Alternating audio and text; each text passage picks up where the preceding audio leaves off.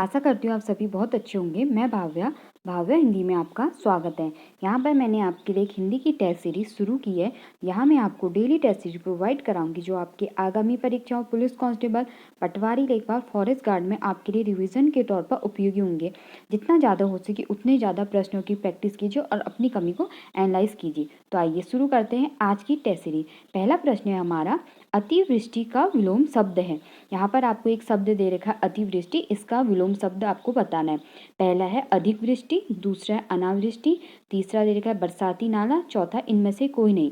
तो अतिवृष्टि का विलोम शब्द क्या है हमारा? अनावृष्टि। ठीक है, अतिवृष्टि मतलब बहुत ज़्यादा वर्षा, अनावृष्टि मतलब बिल्कुल वर्षा का ना होना। अगला है हमारा, लोहे के चने चबाना मुहावरे का अर्थ है। यहाँ पर आपको बताना है, मुहावरे का अर्थ बताना है। लोहे के चने चबाना, पहला दे रखा सफल होना, दूसरा कठिनाई में फंसना, तीसरा अधीनता स्वीकार करना, चौथा कठिन परिश्रम करना। तो इसका सही जवाब है हमारा लोहे के चने चबाना, कठिन परिश्रम करना। अगला है हमारा, भूरे बालों की सी कतरन में कौन सा अलंकार है। यहाँ पर आपको बताना है इनमें कौन सा, भूले बालों की इस कतरन में कौन सा अलंकार है। पहला दे रखा है रूपक अलंकार, दूसरा है उपमा, तीसरा यमक, चौथा इनमें से कोई नहीं। तो इसका सही जवाब है हमारा उपमा अलंकार। भूरे बालों की सी कतरन में उपमा अलंकार। ये रस का इसको छोड़ दीजिए। अगला है हमारा, पांचवा प्रश्न हमारा, प्रबल का विलोम शब्द क्या है। आपको एक शब्द दे रखा है प्रबल, इसका आपको विलोम शब्द बताना है। पहला है दुर्बल, दूसरा है निर्बल, तीसरा है पतला, चौथा इनमें से कोई नहीं। तो प्रबल का हमारा सही विलोम शब्द क्या है? निर्बल। अगला है हमारा, कपास ओटना मुहावरे का अर्थ है। आपको बताना है इस मुहावरे का क्या अर्थ है। पहला है खेती करना, दूसरा बेगार करना, तीसरा व्यर्थ का कार्य करना, चौथा इधर उधर भागना। ठीक है, तो कपास ओटना मुहावरे का अर्थ है व्यर्थ का कार्य करना, इसका सही जवाब है। अगला है हमारा, माया दीपक नर पतंगे में कौन सा अलंकार है। यहाँ पर भी आपको अलंकार बताना है। माया दीपक नर पतंगे, पहला है उपमा अलंकार, दूसरा है रूपक अलंकार, तीसरा श्लेष या इनमें से कोई नहीं। तो इसका सही जवाब है हमारा माया दीपक नर पतंगे में है हमारा रूपक अलंकार। अगला है हमारा, हिंदी भाषा की लिपि है। आपको इसमें बताना है कि हिंदी भाषा की लिपि कौन सी है।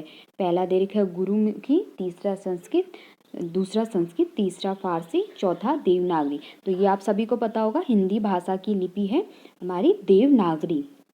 अगला है, दिन दिवस ग्रह। ठीक है, दिन इसमें बताना है दिन का दिवस हो गया तो ग्रह का क्या है। ठीक है, तो ग्रह का हो जाएगा, पहला दे रखा है महल, दूसरा गांव, तीसरा सदन, चौथा शहर। ठीक है, दिन दिवस एक सा है ना, तो ग्रह का क्या हो जाएगा? सदन। ठीक है, दिन को हम दिवस भी बोलते हैं, ग्रह को हम सदन भी बोल सकते हैं। अगला है हमारा, जो अक्षर पढ़ना लिखना जानता है के लिए शब्द है। ठीक है, यहाँ पर आपके लिए आपको इसमें से एक शब्द बताना है।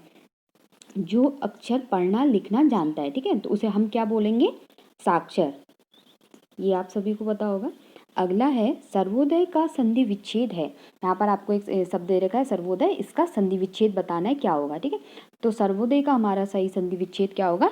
सर्वधन उदय यानी सर्वोदय। अगला है, ऐसा का पर्यायवाची है। ऐसा का यहाँ पे पर्यायवाची बताना है। पहला दे रखा है दुश्मनी, दूसरा प्यार, तीसरा इच्छा या इनमें से कोई नहीं। तो ऐसा का पर्यायवाची शब्द क्या होता है? ऐसा यानी इच्छा। ठीक है, इसका सही जवाब है। अगला है, अनुराग का विपरीतार्थक शब्द है। आपको बताना है अनुराग का विपरीतार्थक यानी विलोम क्या होगा। पहला दे रखा विराग, दूसरा पराग, चौथा राग या इनमें से कोई नहीं। तो अनुराग का हमारे विपरीतार्थक होगा विराग, इसका सही जवाब है।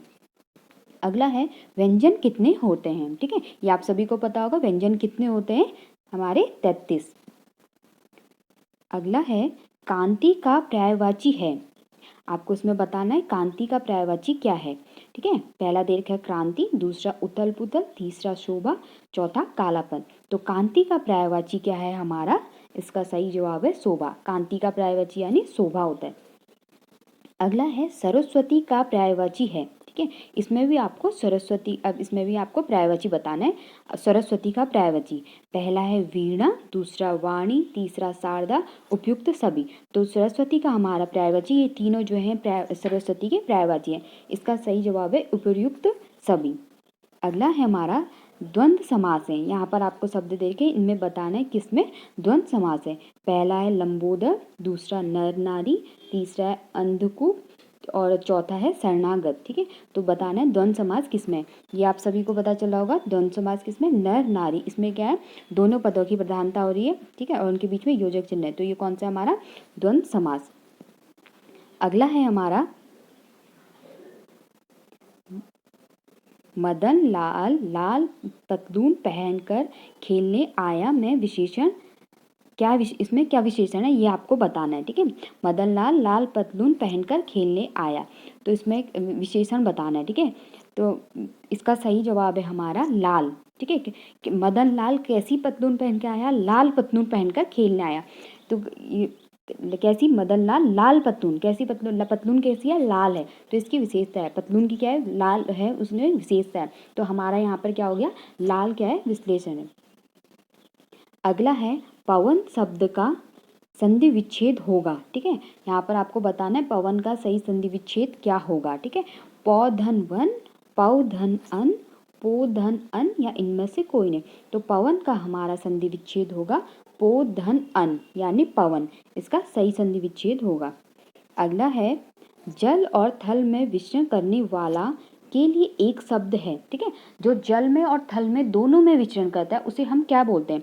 पहला है उभयचर, दूसरा है अनुभयचर, तीसरा है भय रहित अचर चर, या चौथा इनमें से कोई नहीं। तो जो जल और थल दोनों में विचरण करता है उसे हम क्या बोलते हैं, उभयचर। ठीक है, जल में भी और थल में भी दोनों में विचरण करता है उसे हम बोलते हैं उभयचर बोलते हैं। तो ये थी आज की हमारी टेस्ट सीरीज। मिलते हैं नेक्स्ट वीडियो में। खूब पढ़िए और अपना ध्यान रखिए। Thank you so much.